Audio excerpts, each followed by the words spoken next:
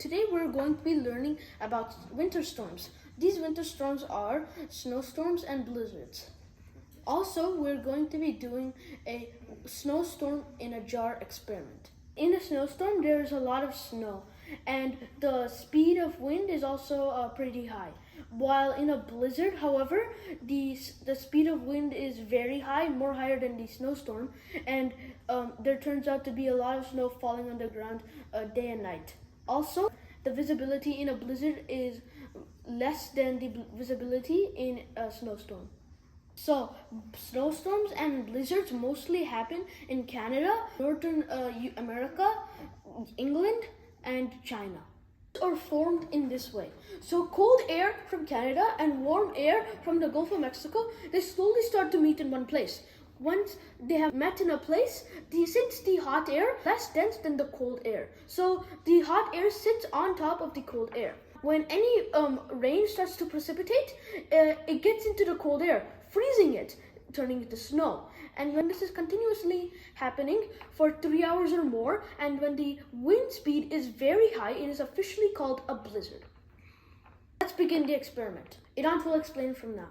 So the things you need for the experiment are a jar, white paint, glitter, water, baby oil, and it's optional if you want food coloring, and you need Alka-Seltzer.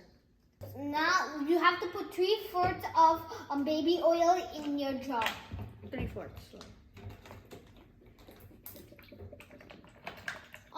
If our jar is big, so it's okay if your baby oil is not 3/4. Okay, I'm done with my baby oil. Now we put our baby oil aside, and now let's put paint in our water. Yeah, it's good. Okay, now you. You can start mixing. And then make sure to get a spoon so you can mix your water. I think I need a little bit more.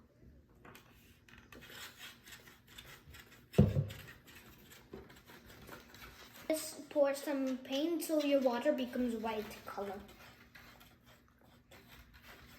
Okay, I am done mixing, and let's take our water and put it in the jar.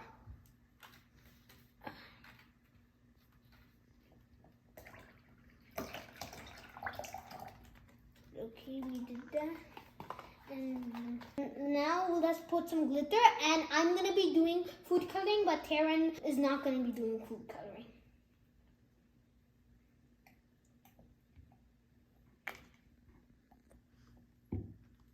Okay, now I have to put my glitter. Okay, I put my glitter. So now let's put our glitter, food coloring, and cup and paint aside. And the next thing you're going to need is you're going to have to open your Alka-Seltzer and put it in there. That's it. Now let's put our Alka-Seltzer and drop it in our jar.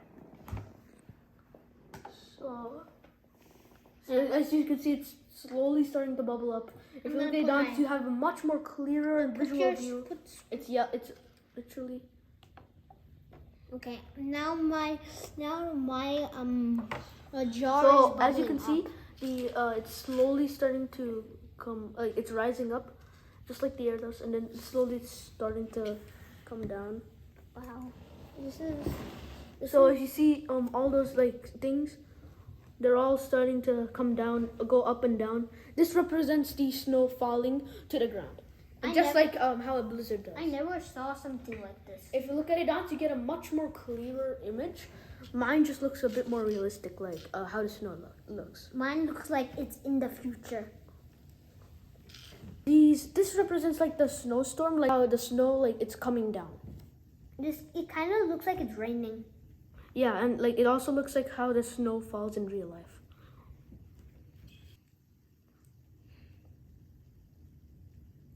Wow. Taryn looks like real snow, but mine looks like fiction snow.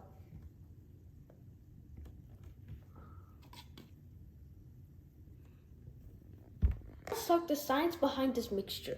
So this Alka-Seltzer, when it mixes with water, it creates a carbon dioxide gas, therefore making these bubbles start to go up. But of course, we added oil to this, baby oil. So basically, this baby oil is less dense than the water. So it's trying to push these bubbles back down on the water again.